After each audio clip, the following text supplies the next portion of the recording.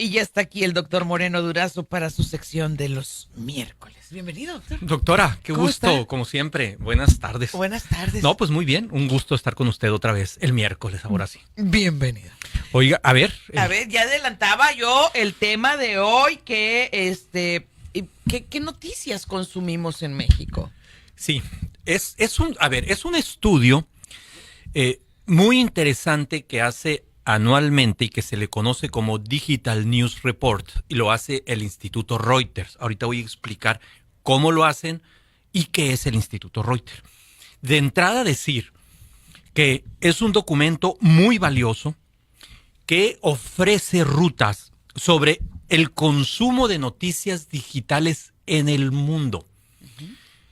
Es un documento que yo año con año reviso, lo comparto cuando se da la ocasión con mis alumnos, sobre todo porque, no me dejarás mentir, tú que has estado en el aula, ves que los chavos, las nuevas generaciones, van muy inclinadas a la producción propia, agarran un celular y en un ratito te editan un video, construyen un post, lo suben. El estudio va muy enfocado a eso. Sí. Cómo las plataformas digitales tienen impacto en el consumo de noticias de las audiencias y cómo esto ha impactado a los medios tradicionales de comunicación. Yo creo que es un instrumento sumamente valioso para todo aquel o todo aquella que, uno, dirige un medio de comunicación o, dos, tiene la responsabilidad de dirigir una gerencia de noticias, una jefatura de información o una sala de redacción.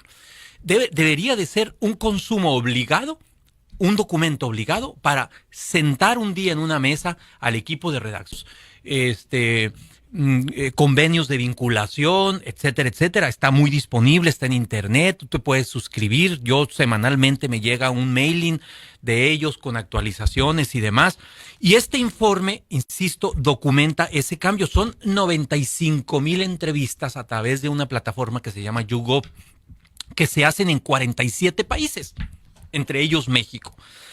Algunos hallazgos, bueno, primero decir que este informe se presenta en un contexto en el que prácticamente la mitad del mundo tiene elecciones. Uh-huh. Por un lado, ¿no? Es en un contexto en el que prácticamente la mitad del mundo tiene elecciones y en un contexto donde las guerras focalizadas en diferentes regiones continúan haciendo sus estragos. Entonces, y me podrás decir, ¿y eso qué? Bueno, claro, el periodismo, cómo se enfrenta a estas realidades. Es parte de lo que diagnostica este informe del Reuters Institute. Se hace este año 2024. Y se hizo el pasado y el antepasado. Cada año se hace. Esto es del año pasado. Del 2023, sí. Ajá. Bueno, entonces, el informe documenta por ejemplo, despidos que tienen los medios de comunicación por diversas razones, cierres, recortes de personal. Esto combinado con el alza en los costos de la producción, la disminución de los ingresos publicitarios y las caídas que está teniendo la fragmentación de los contenidos producto de la gran cantidad de redes sociodigitales que hay. En algunas partes del mundo, estos retos económicos han sido más complicados porque los medios tienen que resistir las presiones, y a ver si esto te suena común, de empresarios o de gobiernos poderosos, autocráticos, muchos de esos gobiernos, que buscan influir en las coberturas de los contenidos. Claro. No estoy hablando de México, ¿no? El estudio lo dice así, pero pudiera ser. Sí. ¿Estás de acuerdo, no? Se puede aplicar. Bueno, este año, por ejemplo, entre algunos hallazgos, el documento del Digital News Report documenta que, por ejemplo, con TikTok, los Reels de Instagram y YouTube sigue creciendo allí el consumo de videos y cuentas convencionales y alternativas, incluidos los influencers, y son los que reciben más atención cuando se trata de noticias. O sea, la gente se está informando por TikTok, YouTube y Reels de Instagram. Ojo ahí. Uh-huh.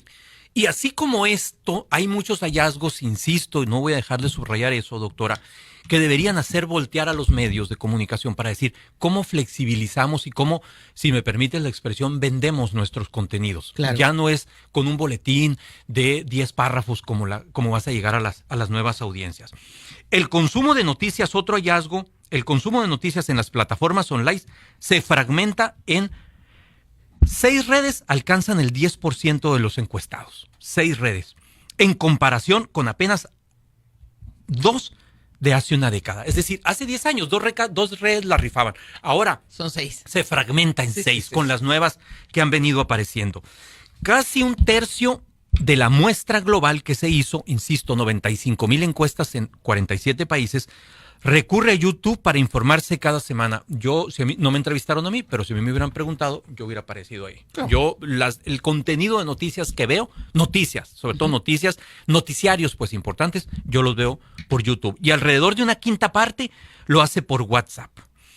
A ver, al examinar las fuentes de noticias a las que el público presta más atención en las plataformas, el estudio del Instituto Reuters observa un foco cada vez mayor en comentaristas partidistas, influencers y jóvenes creadores de contenido. Nos están comiendo el mandado, ¿eh? Le están comiendo el mandado. Especialmente, insisto, en YouTube y en TikTok. No obstante, las marcas tradicionales y los periodistas todavía tienden a desempeñar un papel más destacado en Facebook y en Twitter. Es decir, pudiéramos pensar que hay una segmentación ahí de las audiencias entre medios, digamos, un poco más serios. Si me permites el calificativo, esto no lo dice eso de serio no lo dice el informe, que informan por plataformas como YouTube y Twitter, pero hay una corriente importante de opinión pública que se está informando a través de influencers y liderazgos de partidos. Lo que acaba de pasar, por ejemplo, en el Parlamento Europeo, con jóvenes que hicieron toda su campaña de derecha, muchos de ellos, por redes sociales. Y se metieron hasta la cocina. Hay que poner mucha atención. El chavo influencer de San Luis Río Colorado. El Guasapraca. El único diputado local que ganó del PAN. Otro dato interesante. La preocupación en torno a qué es real y qué es falso en Internet cuando se trata de noticias ha aumentado 3 puntos porcentuales en el último año. Es decir, ya hay más preocupación en la gente por saber qué es real y qué no. Y alrededor de 6 de cada 10, un 59%, muestra inquietud por eso. Se muestran inquietos por saber qué estoy consumiendo. ¿Es real o es ficticio lo que estoy consumiendo? La cifra es considerablemente más alta, por ejemplo, en Sudáfrica, donde el 81% está en esa situación, y en Estados Unidos el 72%. Bueno, hay mucha más información, pero vamos entrando un poco al caso de México. Antes de ir a México, el podcast, y ojo también aquí para muchos medios tradicionales, el podcast periodístico se sigue manteniendo como un punto positivo sobre los medios. El podcast atrae audiencias jóvenes. Sí. Es muy curioso lo que pasa con los chavos. Yo lo veo todos los días, seguramente tú lo experimentabas también. Muchos no escuchan radio. La gran mayoría no escuchan radio, pero sí escuchan podcast. Sí. O sea, el podcast ha sido un producto que yo les ejemplifico, me lo imagino como puesto en un nichito en la sala de la casa, ¿no? Donde pasan todos los demás productos de las redes, los reels de Instagram, los TikToks y demás. Y el podcast sigue manteniéndose. Y es un producto viejo, ¿eh? O sea, en comparación con esto. Y sigue manteniéndose y sigue ganando adeptos. Entonces, el trabajo por podcast puede ser muy interesante. Sobre todo atrae audiencias jóvenes y de un buen nivel educativo.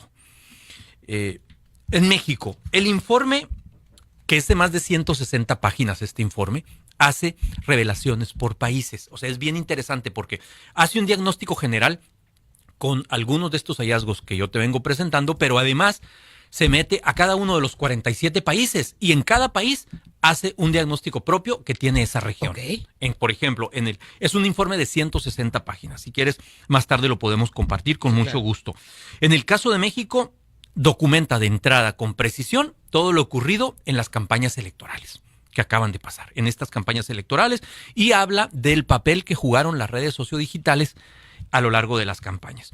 Refiere también, por supuesto, la tensión generada entre el poder político y los medios de comunicación, particularmente por el activismo que hace el presidente López Obrador, y remite a casos específicos, como tú recordarás, como fue el de Natalie Kietroff, aquella reportera del New York Times, cuando el presidente mostró al aire una carta con los datos personales de la periodista. Da cuenta también de las agresiones físicas a reporteros que no han disminuido el último año. Al contrario, se informa del asesinato, en este informe, de 15 periodistas en México. Habla de la crisis sufrida por grandes cadenas como Televisa y Univisión, con un recorte importante en su personal. Da cuenta también del accionar del Instituto Federal de Telecomunicaciones, otra vez el IFT, ya hablábamos el viernes pasado, sí, al elaborar nuevas formas para regular el uso de la inteligencia artificial. El informe documenta, por ejemplo, que los mexicanos somos usuarios intensos de las redes sociodigitales, así lo dice. Y ahí destaca en Sonora, todos los grupos de edad, y ahí destaca Sonora. El humor político, sobre todo en Twitter del sonorense, es muy personal. TikTok es la plataforma que más crece, 3 puntos porcentuales. Respecto a los dispositivos, ya con esto cerramos, para acceder a las noticias, el 75% lo hacen a través del smartphone. Ajá. Ojo, 51 en computadora y 33 en tableta. Insisto, bueno, del 2017 al 2024, la confianza en las noticias ha disminuido 15 puntos porcentuales en México. Órale. O sea, del 2017 al 2024. Ajá. Todo el periodo del presidente actual, sí, entra ahí, llegó el 18, ha disminuido 15 puntos porcentuales. No estoy diciendo que sea por él, pero pudiéramos encontrar alguna beta para tratar de entender eso. Bueno, no dejar de lado la importancia de que en los medios se revise este estudio, se discuta, se dialogue con el estudio. Es importante, no sé, yo me imagino, si yo tuviera la responsabilidad, insisto, estar en una sala de redacción, inmediatamente hiciera una presentación del estudio y lo discutiera con mis colaboradores. Sin duda. Pues excelente, muy, muy ilustrativo, y es toda una herramienta para llevarnos un semestre de clases. Sin duda, no, sin duda. Sí. Qué barbaridad. Muy bien. Bueno, gracias. Gracias. ¿Redes sociodigital? J. Moreno Durazo en Twitter, antes de que lo cierre.